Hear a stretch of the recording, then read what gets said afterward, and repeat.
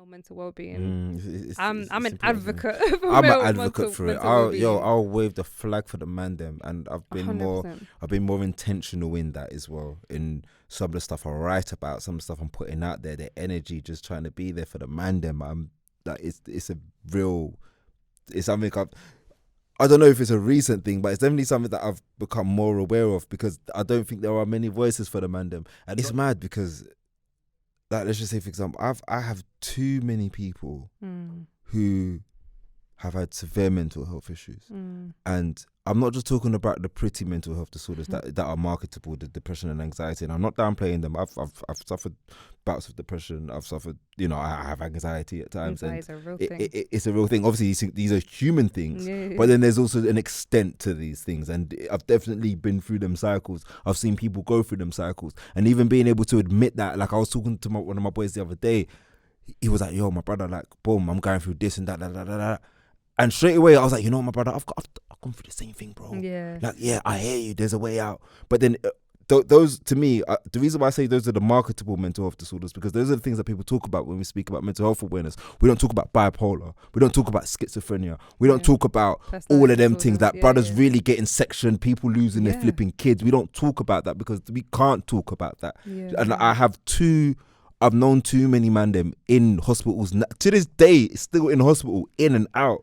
And it's sad, especially when you see, you know what's so messed up about it? When you see that someone was cool and then you've seen them deteriorate, and you've almost, you're looking at their environment, and you could say, I can see how your mind went there, bro. I can see what happened. And there was nothing no one could have done about it because no one saw it. No one saw it. So now I'm more of attuned to it. I've got friends now that I'm sort of keeping an eye on because they're going down certain roads where to some people it's like, they're just being weird or da, da, da, da. But it's like, nah, brother, this is the start, because I saw this 12 years ago with my man, and now he's in hospital because everyone just thought, what's going on? Yeah, like I have these things where like I'm digressing a little bit, but when I've looked in this, like just walking on the streets or with my car, and I see someone just there talking to themselves, like full-blown conversation. Obviously, some people are on stuff, but there are people who literally have, like, no one's identified their mental health, and it's just gone to a point where now, like, a kid will look at them, a school kid will be like, oh, look at the crazy guy. And I'm just like, if only you, this guy was like you. If only like you, it just took one experience 100%. for something to just transition and change their life. And sometimes it's gradual, but they can't even identify that change because it's so gradual. But I think also an issue is, I personally can speak from a culture point of view, and I'm growing up British. My podcast is talk about your heritage, talk about what you were raised in, your environment, and what was a taboo, what wasn't a taboo. And in my culture, we don't talk about mental health. Mental health is like, just go seek God, like go pray a little bit. And faith is definitely helps with mental health. Like, people who, when it comes to suicide, a lot of people stop themselves from committing suicide due to a higher, like, believing in a higher being. So I do believe faith is a big thing, but sometimes people don't want to address mental health at home. You know so much, because you said something that I didn't really want to interject, but no, go for it. It's mad because there was a social media page that posted someone that had severe mental health issues, and they were looking very tapped, like extremely tapped, and they just posted them on the page for jokes, for bants, like. And I'm looking at the page, and I understand it's a banter page. I understand you're posting people that are whatever, that's your thing. But you know where I was like, brother, like, I know my man. My man was cool. This happened to him. Then he turned left. And I ain't gonna lie, the page blocked me. Yeah. But they don't want you, 'cause they but want I get it. He's like, brother, I'm just trying to make content. Like, boom, this video's funny. I don't care. But people don't understand that, brother. I know my man. Do you get what I'm saying? I know what happened to him. Like, that could happen to you, bro. You don't know how many situations you are from losing your flipping mind, bro. 100%. And that's it. So when I see these things, I'd rather, like, if I was to see it, like, go get that person help. Like, if you can, sometimes the help's not there. You know what's unfortunate about our mental health services? The help is only there when you are over. When it's too late, that's when they help not you. Just that, sometimes they're like, you have to bring yourself in. As an adult, and I'm just like, but they're not in a state of mind to kind of go, yeah, I know I have a problem. Do you know what I mean? So to me, it's sad. Like, I'll give a quick example about I used to be a housing officer, and there was like a one of my tenants who has like, basically she has schizophrenia, severe, took her tablets, everything was blessed, stopped taking it because she thought she's good. She doesn't need it anymore. Then she started deteriorating. Her children gave up on her. Yeah. So unfortunately, she started coming in, energy moving weird, and everyone's like, "Oh, it's that crazy lady," and I'm just like, "Nah, guys, like, this woman needs help." Yes. So what did I do? I'm like, I can't let this woman keep coming in. Every time she's telling me about what's happening, and she's imagining all these things, like the voices in her head, things that she's envisioning in her house, and I'm like, she's literally being tortured every day mentally, and you guys are just finding it hilarious. So I was just like, no, let me seek help. I literally had to like bombard her GP, bombard mental health, like the different teams, and I'm just like, guys, help her. And she's like, they're like, oh, we know who she is, and I'm like, but she's deteriorating. Like, stop it while you can. And eventually, I managed to get her. It sounded really bad, but she got sectioned. She called me and she said, it's your fault, I'm sectioned. I'm like, But then a few months later, she pulled out the hospital, looking amazing, dressing amazing, sounding beautifully, articulating herself. And I'm like, this is not the same woman I know. The one before would come half naked, makeup all over her face, got paint on her chest, just looking at you dead. Like, no soul, no nothing, just saying they're trying to kill me. I'm like, this ain't life. And you know, and that's the thing with people that get sectioned. Like, I've gone to visit friends who've been sectioned, like in the hospitals, and they'll all say to you, "No, I don't need to be here. Like, this is that. Like, they're against me." It's that same narrative, like, and it's only when they get help and they're in the right state of mind, that's when they understand, all right, cool, yeah, I needed to be there. But when they're not in that state of mind, when they relapse, they don't get it. They can't see it. It's hard, and it's hard because, like, for you to watch someone that you genuinely appreciate or love just fall apart, you're just like, there's nothing you can say, because if they're not ready, they're not ready. And it's just back to male mental health, right? Yeah. Shout out to everyone that's actually promoting it, because I know, like, for the last 2 years, I did like a lot of coverage around male mental health. There are people on podcasts that man them that are starting to have these honest conversations, and it's been nice because, like you said, they're familiar, they look like them, they can relate. But my issue, or my question really is, no matter how much you can identify, like, you can look at your boy, or let's say maybe not you, because you're very like reflective and maybe you know how to approach it. Certain guys might go, do you know what, I need to start talking, because they've listened to something that's made them think, all right, I need to start speaking up. They approach their boy. But do you think men are really equipped to even know how to respond? Nah, not a lot of men them are, but I think it's because we think it's a human thing. We think we need to say the right things all the time. And it's like, if I don't know, it's like, oh, I don't know what to say. Let me not just say nothing. But sometimes, bro, it's not even about saying something. It's just about being there to listen and having a soundboard. And even if you don't know what to say, you say to your brother, you know what, brother, I don't even know what to say to you, but I'm here for you. Like, I'm here for you. I'll just be here for you.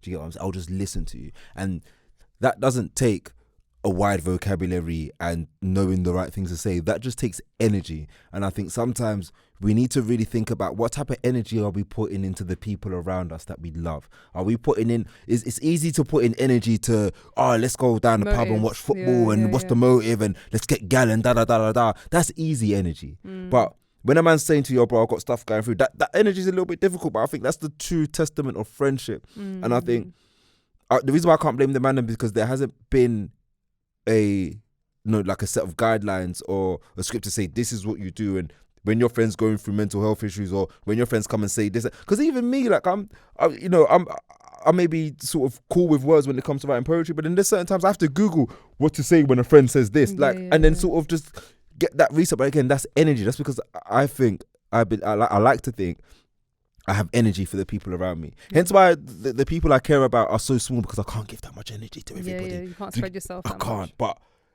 again, we just have to be there for people, and people don't understand the power of just being there for somebody.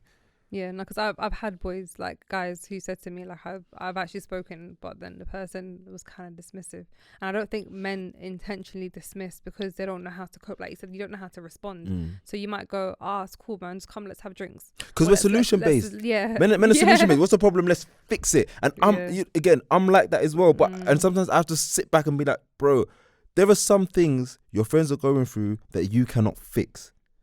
And you need to be honest with yourself and understand that. But that doesn't mean you are useless just because you can't fix them. You get what I'm saying? There's other things you can do. And I think that's just why I've made it a passion of mine to... Do you find that as a result of the material putting out. And obviously, whether you go to an event and they're seeing you there, or whether you're posting, do you find that a lot of men reach out to you and want to talk? Yeah, I found that's happened. I found, especially like with some of my friends, a lot of my friends have opened up a lot more and say, "Yo, bro, like I need to talk." There was a piece I put out about the man them. Yeah, I saw that. Is it? Oh, thank you. I'm a fan. Thank you, I appreciate you. And since then I've had people reach out to me, and sometimes it's a bit overwhelming, not with my friends, but just that people on social media, like I feel bad for saying that. Sometimes people will come to me with paragraphs in my DMs, and I'm like, I might not necessarily have the capacity to deal with that, especially because I don't know you. But you know what? Sometimes the case if you need someone to be there for you, cool, I'll try to be there. Other times it's, let me just keep putting out material. Let me put out material that's something, and I hope it resonates. I've had mandem come to me, like mandem I used to like bang gang with. Do you get what I'm saying? Like da. Like hit me out DMs like, brother, that was the one, you know. That's it. And for me, that's what happiness looks like. That's what success looks like for me. Do you get what I'm saying? Being able to touch people, like, you know what, brother? Yeah, I felt that one. I've had man call me, brother, that one there, that was the one, you know. And not because it was so hard and because I don't know if you've noticed, but with my poetry pieces, I don't necessarily care for wordplay. I care for effect. Delivery. I want what I say delivery. I want what I say to touch you. That's what I care about. I don't care about rhyming plant with aunt and talking about the green and that. Like, I don't care. I just let's talk on some real shit. Yeah, I want it to land. I call myself mandem when it comes to this because I don't tell people my problems. I'll come to me. I'm a dear diary. I'm Mama Hebs. Like, I got you. I could tell that about you though. You got that energy. Yeah, no, we'll talk. But there's something that I had to just accept. I can't keep saying this and, like, you know, do as I say, not as I do vibes. Like, I need to just be like what I'm saying as well. And it's just like, yeah, we're flawed. I remember when I didn't believe in therapy because I saw therapy go wrong for other people, where like it unpacked things that just made them worse. But it's because they had a different mindset, maybe like a victim mindset, and they weren't ready to like really take on that reflective conversation. So some people, like, heads up, if you do therapy and you just want to find more problems, then you will find them. But if you're wanting to find problems so you can understand and reflect and grow, that's a good point. You will. That's such a sick point. So I want to nick that, by the way. I'm just shout Hebs in the corner. Oh, dear. But it's real. So the lens you go in and the mindset you go in will determine the outcome. I remember me going in there and I was just like, the first time I knew I needed therapy was I was in bed and I was crying hard, and I realized I can't move. And I was like, usually I like cry, release the energy, and I'm good. I was like, I couldn't. I felt like quite disabled. Called my GP on the phone, bawling. And then he's like, I'm like, but I don't want to do therapy. He's like, how do you feel now? I said, I feel a bit better. He's like, how do you feel? We stayed on the phone for a while. And I'm like, all right, cool, safe. Maybe. And then I went therapy. I started therapy in the therapist. I'm like, tell me about your day. You've been trying I do that all the time. I do that. It's a deflection thing. We deflect all the time. I do that. And I was just like, no, tell me. So you have a child, right? Yeah, I do that all the time. Like, we're here for you.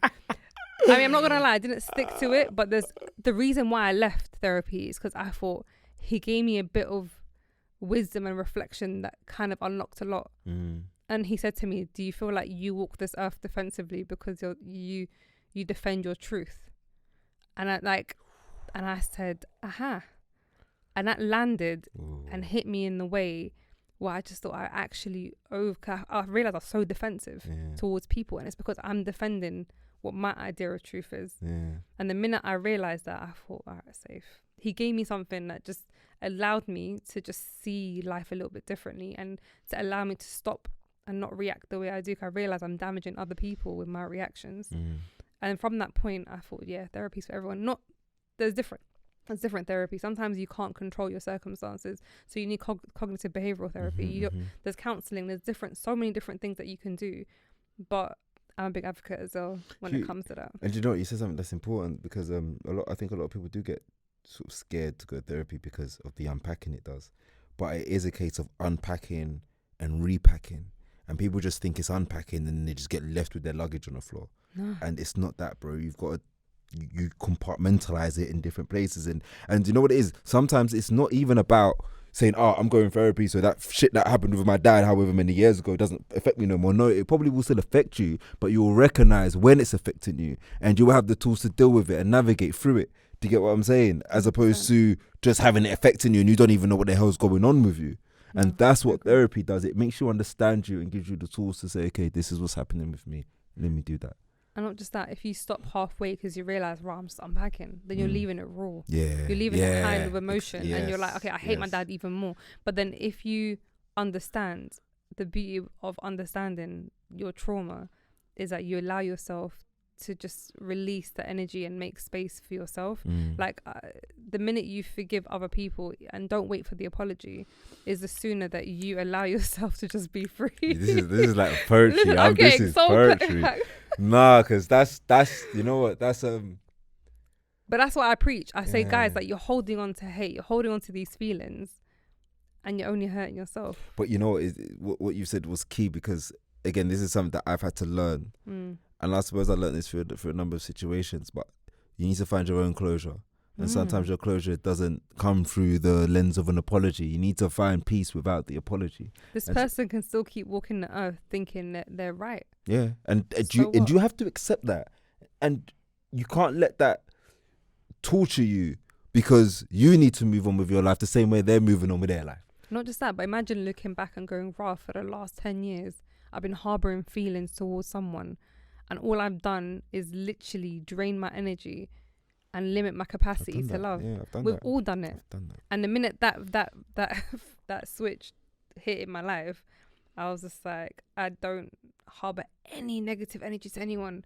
Like, you can disrespect me right now, I'll be like, safe, you're a hurt person. I'll give you a hug. Like, not literally, but like, some of y'all don't. But you deserve understand hugs. the place where they're coming Yeah. from sometimes. Like, you could see pain within people that inflict pain. Do you know what, Louis? We're running out of time. Are we? No way. This is what I said to you. We have to come back because there's so much. Gosh. My list is long. Oh wow. You and I have a lot to unpack. Aladdin, how many minutes do we have left? 10. That was a 6. All right, gosh. safe. 6 minutes. No, 10. It's just his hand was occupied with a phone because, Cool, right. How long have we been talking for? for over an hour. Is it? Hasn't it? I feel like I just sat down. Gee, time flies. Oh way. I didn't even open the snacks, bro. It's cool. You can have it afterwards on the ride home. Yeah, to keep you awake. I'm draining your energy right No, now. you're not. You know what it is? I do need to.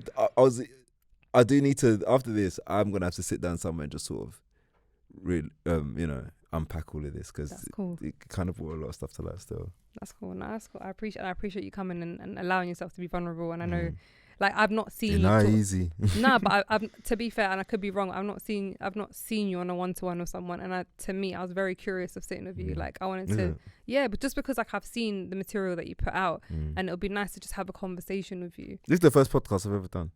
Pop.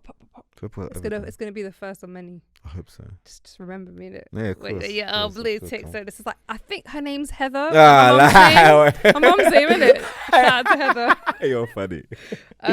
Just a quick thing I want to touch on before we kind of call it a day. There's so much I wanted to speak about, especially around mental health. Like the whole narrative of hurt people. But when it comes to like the idea of talking, I think society has made it very easy and okay for women to speak. We actually have created a social norm that women gossip, women just talk openly, emotionally, and unapologetically about how they're feeling, who's hurt them, and why they're hurt. And it's just like, men have had the total opposite, which is like, you just have to be okay. You have to ride it out. Whatever problems you just got to man up and just take it. It's L's, but it's fine. It'll turn into a W eventually. But it's just like, what can we do as a society to change that? Because like, we can all say, yeah, male mental health is good. Like, let's encourage it. But let's see, when you post it on like Shade Bar or any spiritual Instagram page, you'll have someone in the comment going, why is it being moistful? And it's just like, will this ever change? Would it ever be a safe space for men to talk? We are in a very interesting situation in life at the minute, and I'll try to wrap this up very quick, as quick as I can. I don't know about the time, but so we're in a space where we're becoming more aware of our mental health and what we need in life, and it's good that we're having these conversations about men, but also it's like what I said before, but going against natural human instincts. Back in the day, the reason why men didn't open up about things, because men were the ones that were going out doing the flipping crazy stuff to protect the people. So they couldn't be open about and vulnerable about their feelings and emotions, because that didn't serve them well on a battlefield. And that's who we are. That's where we came from as human beings, and in a way we are still like that. So when we're talking about men's mental health and men opening up, the reason why it's so difficult is because we're literally going against the grain of our biology. We're going against the grain of how we've naturally got here, and I think it just takes time. I don't think there's anything people can do other than to keep having the conversations and to keep opening a space for people to talk. But I think we have to give things time, because in the grand scheme of things of human existence, we are here when it comes to having conversations about mental health. Like we just had, if it was a clock, we've just started having this conversation 3 seconds ago. So we have to be, and sometimes we tend to rush these things. A lot of things in society are getting rushed through right now, like da da da da. And sometimes to turn around and say, hold on 1 second, this is going too quick, it almost feels a little bit controversial. But 50 years, 20 years in the lifespan of human beings isn't a long time. No, but a lot happens. Yeah, but a lot has happened and a lot has changed. And the world is going to change, and the world is going to change in another 20, 30 years. I think we just need to give each other time and understand that we are going through a different age. And with that age we need to adopt a new way of thinking, and it's not going to happen overnight, but we just need a space to be able to say that. But again, I don't think there's anything people can do other than, I think our generations will change how society is, right? So we are the generation now that's opening this space. The generation after that will continue that conversation, and the generation after that, and hopefully there'll be a space where people can just open up and just talk about it. But we have to give it time, and I think it's like the internet. I don't know how old you are. Hello. Cool, but I'm 32. I'm gonna be 33 in a couple of weeks. But I was raised in that sweet spot where I remember life before the internet and life after the internet. I've seen the transition of social media and everything. That in the grand scheme of things, that was pretty quick. But again, I think we are in that space with mental health where we've seen what it's like when there is no conversation about it, and now we're seeing what it's like when there is conversation about it. Generations after that are going to be TikToks of mental health, so to speak. Do you get what I'm saying? So I don't think there's anything we can do other than just let time just do its thing.